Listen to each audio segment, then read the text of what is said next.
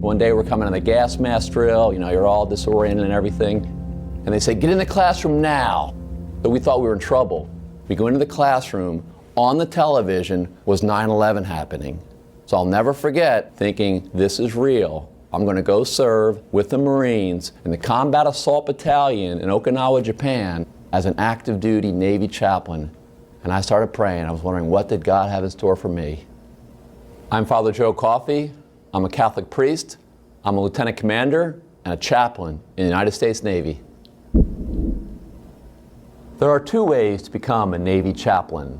The first is as a chaplain candidate, which means if you already have your college degree and you're in an accredited seminary studying for what's usually a Master of Divinity or an equivalent degree in your faith tradition, you can apply and become a chaplain candidate, which means you will get commissioned as an ensign in the United States Navy. And then you'll do some training while you're in your graduate school program.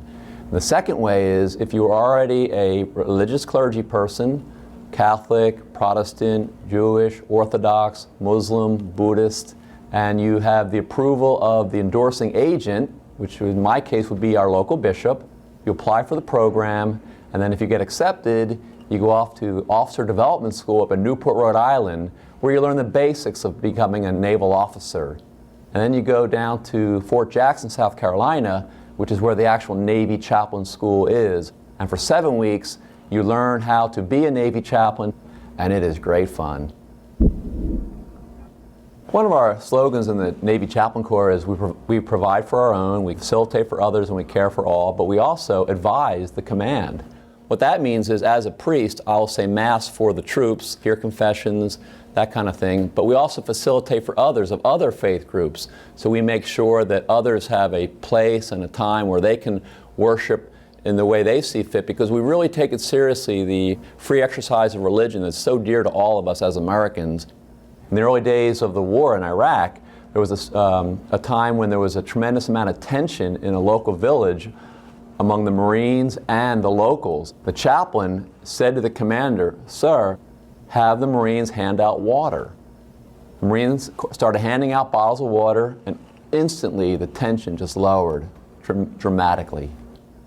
Ministry of Presence, that's where out and about in the workspaces, seeing how the troops are doing, asking them how their families are. We also do a lot of counseling, where we talk to the sailors and we try to give them some good advice. If someone comes to a chaplain for counseling, that is 100% confidential, no exceptions. The military sees it as a benefit to have one person you can go to where no one else will know about it, and that's the chaplain. We take that real seriously, and we really think that's an important part of our ministry. Well, I think most chaplains would say that it really is a vocation within a vocation.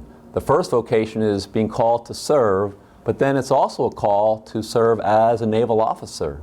So you're combining the two, and it's an incredible way to live a life of service for others. But one of the great things about being a Navy chaplain is we serve the Navy, the Marines, and the Coast Guard.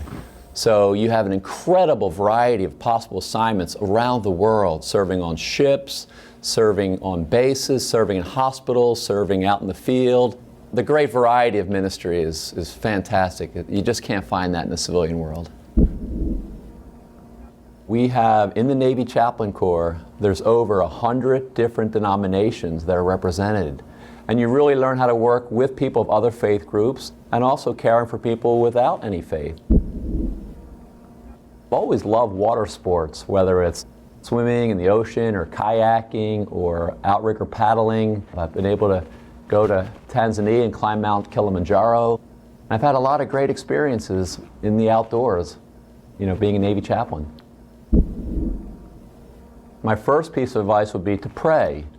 Pray to see if God is really calling you to this, because we want to feel fulfilled in our ministry. We want to feel like we're making a difference. We want to feel like we're doing what we're called to do. Thank you for watching this Navy webcast. If you have any questions, visit Navy.com or find us on Facebook.